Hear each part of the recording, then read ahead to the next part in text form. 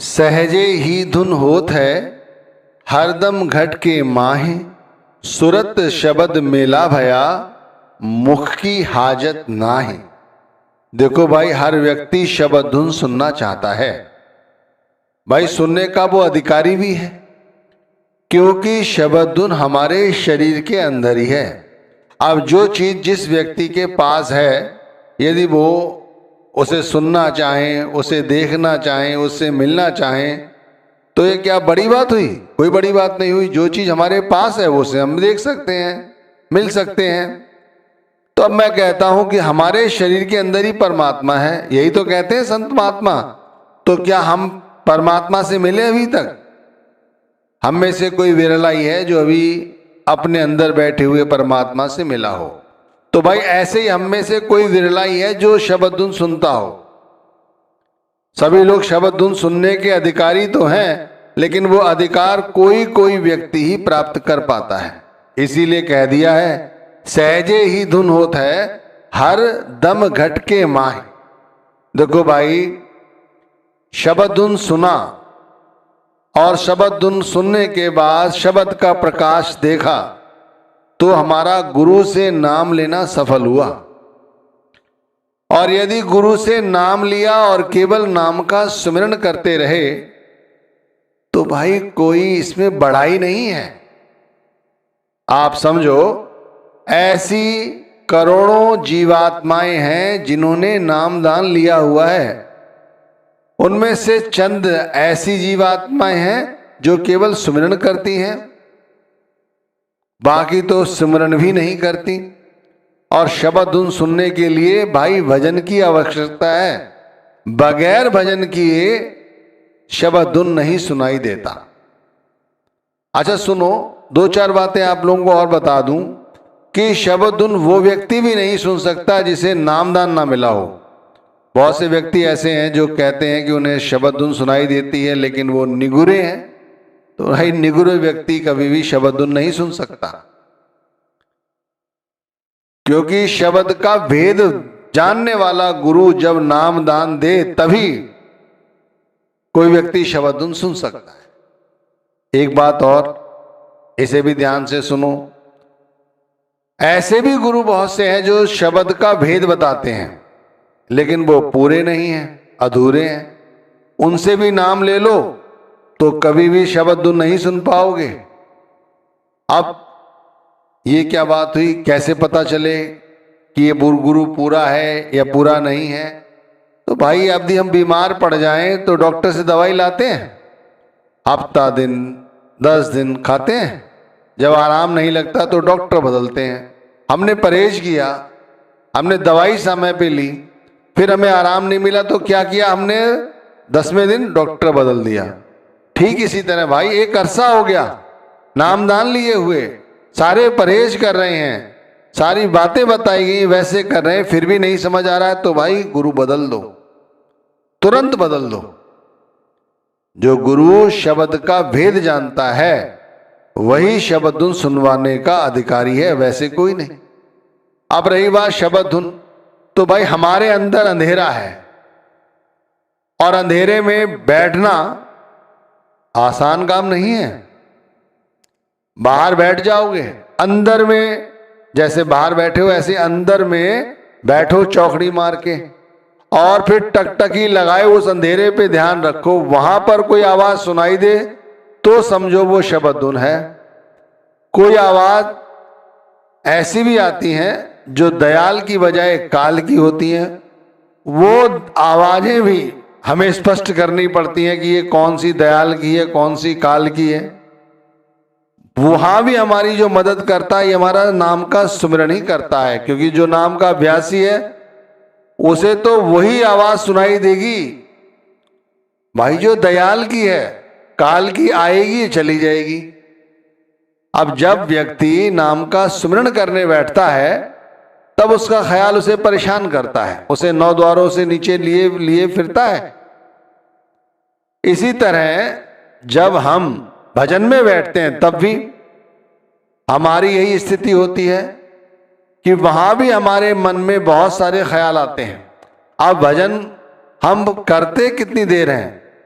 हमें वैसे कम से कम दिन में आधा घंटा भजन को जरूर देना चाहिए, लेकिन हम देते कितना है? बहुत कम। और अधिकांश लोग तो देते ही नहीं हैं, यानी कि बैठते ही नहीं हैं। और उसमें हमें शब्द धुन सुनाई कितनी देर देती है? आधा घंटा बैठोगे तो आधा मिनट या 1 मिनट, ज्यादा से ज्यादा 3 मिनट। और वो जब लगातार आधा घंटा बैठो तब। ऐसा नहीं है कि आधा घंटा बैठ गए और शब्द धुन सुनाई दे जाएगी।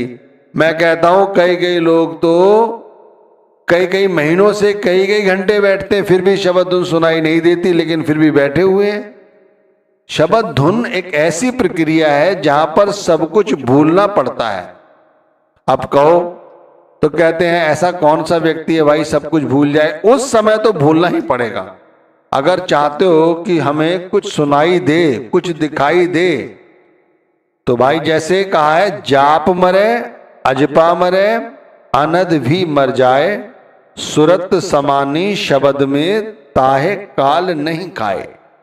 तो भाई सुरत समानी शब्द में, अब समझो, सारे जाप खत्म हो जाते हैं, अनंत के नाद जो हैं वो खत्म हो जाते हैं, केवल वो नाद सुनाई और समझ आता है जो सचखंड से आता है।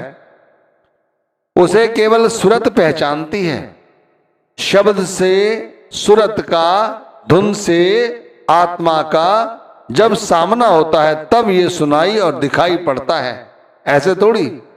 और ये हमारे अंदर में है, इसलिए ये हम देख सकते हैं। इसलिए तो कहा है कि वो लोग ये शब्द धुन नहीं सुन सकते जो माया के अधीन है। अब हर व्यक्ति माया के अधीन है, माया में ही लगा हुआ है। कहा स्वान कौ सिमरित सोनाए, कहा साकत पह पह गुण गाए। कहते हैं कि स्वान कहते हैं कुत्ते को। उस व्यक्ति, कोई व्यक्ति कुत्ते को कितने भी शास्त्रों का ज्ञान दे, बखान करे, तो क्या उसे समझ आएगा? इसी तरह साकत पुरुष है, साकत पुरुष को चाहे कितना भी समझाओ, कितना भी ज्ञान दो, जैसे कुत्ते को कुछ भी समझाओ, कितना भी भय दिखाओ, ऐसी तरह साकत पुरुषों को माया सूझती है, संसार सूझता है। लोभी है, उसे क्या देखेगा? वो तो केवल परमात्मा को नहीं, माया को देखता है। इसीलिए ऐसा व्यक्ति कभी शब्द धुन नहीं सुन सकता। तो जो निगुरा है वो नहीं सुन सकता। जो व्यक्ति माया के अधीन है वो शब्द धुन नहीं सुन सकता। जो लोग भजन करते ही नहीं है वो कभी शब्द धुन नहीं सुन सकते। कुछ लोग ऐसे हैं जो सुमिरन करते हैं और उसी समय उन्हें शब्द धुन सुनाई दे जाती है, लेकिन वो शब्द धुन भी उन्हें और ज्यादा ऊपर तक नहीं ले जा सकती, क्योंकि सच्ची शब्द धुन तो भजन में ही सुनाई देती है जो हमें ऊपर तक ले जाती है। तो ये भी हमारे किसी काम की नहीं है। जिनका गुरु अधूरा है वो भी नहीं सुन सकते। जो गुरु केवल वर्णात्मक शब्द की चर्चा करता हो वो भी अपने शिष्य को कभी शब्द धुन नहीं सुनवा सकता। अब जैसे सत्संग, भजन, कीर्तन आपने देखा होगा कि कई घंटों लोग करते रहते हैं। ऐसे तो किस्से कहानियां बहुत सारी सुनाई जा सकती हैं, क्योंकि इतिहास भरा पड़ा है। पूरे गुरु अपने अनुभव बताएंगे आपको कि मैंने ये शब्द धुन इस तरह से सुनी। जब मैंने शब्द धुन सुनी तो पता नहीं शब्द धुन सुनने से पहले ही कितनी तरह की प्रवृत्तियां चेंज हो गई अंदर। पहले अपना ही सब कुछ नजर आता था, अब अपना नजर आया ही नहीं, सब प्रभु का है, गुरु का है, ऐसा जान पड़ा। ईर्ष्या खत्म हो गई, क्रोध खत्म हो गया, धन के प्रति आसक्ति खत्म हो गई, शरीर के प्रति जो तृष्णा थी वो खत्म हो गई, विकारों से मन, अरे भाई, अपने आप शांत हो गया। ये तो जब अवस्था हुई जब हमने शब्द धुन सुनी ही नहीं थी। शब्द धुन सुनने से पहले ही ऐसे परिवर्तन शरीर के अंदर हुए, अनुभव किए। बेमतलब की बातों में उलझे थे, उलझना छोड़ दिया। हर वक्त ख्याल गुरु का, हर वक्त ख्याल नाम का, सुमिरन का, हर वक्त यार कुछ तो है इसके अंदर जो सुनना चाहते हैं। ऐसा क्या है जिसे सुनने के बाद व्यक्ति कहते हैं जीते जी मरने की अवस्था में आ जाता है। फिर उसे बहुत मरने की आवश्यकता नहीं होती, मरने से पहले ही वो वहां के नजारे देख लेता है, उस सच को समझ लेता है जो कोई ज्ञानी जानता है। और ये केवल और केवल भजन के माध्यम से ही होता है। धुन बाजे अनहद घोरा, मन मानिया हर रस मोरा। मन मानिया, धुन की आवाज और प्रकाश है, धुन में अनहद नाद है, ये गर्जन कर रहा है। ये अनहद की नाद तरह तरह के अंदर बजती है, तरह तरह से सुनाई देती है, ये निरंतर सुनाई देती है, ये लगातार हमारे अंदर हो रही है। जिसको हम सुन लें या जिसका हम पान कर लें, फिर हमें बार बार यहाँ आने की जरूरत नहीं होती। बार बार जो हम दुखी होते हैं ना, वो हमें दुखी होने की जरूरत नहीं है। गुण गोविंद नाम धुन बाणी, सिमृत सासत वेद वखाणी। यही कहा पांचवी पातशाही ने कि भाई इसी वाणी की चर्चा वेद शास्त्रों में की जाती है और हम लोग इसी को नहीं समझते। तो समझो, समझाने में तो कोई कसर नहीं छोड़ रहे ना भाई, कि भाई दिन में कम से कम आधा घंटा भजन को रोज दो। शरीर साथ दे चाहे ना दे, मन चाहे साथ दे चाहे ना दे, ज्यादा से ज्यादा नाम का सुमिरन करो, ज्यादा से ज्यादा। और फिर अंदर एक ललक बना के रखो कि हमें भजन करना ही है, चाहे शरीर साथ दे चाहे ना दे। जैसा कहता है ना विचार की डिस्क हिलने का डर है, अगर उकड़ू अवस्था में ज्यादा देर बैठे तो पिंडलियां भर जाती हैं ज्यादा देर बैठने से। कई बार तो आगे लुढ़क गया हूं, सर फूट गया है, मुंह फूट गया है। भाई सब बहाने बेकार हैं, बैठना तो पड़ेगा। जैसे नहीं बैठ सकते तो भाई वैसे बैठ जाओ जैसे तुम बैठ सकते हो, और क्या चाहिए, लेकिन बैठना पड़ेगा। मन जो शैतान है, जो मन शैतान, मन जो अपनी चालाकियां चलता है, अब उन्हें तो बहुत विस्तृत में जाएंगे तो बहुत लंबी लंबी चालाकियां, आप समझ जाओ कि उस मन को भी वहां से हटाओ।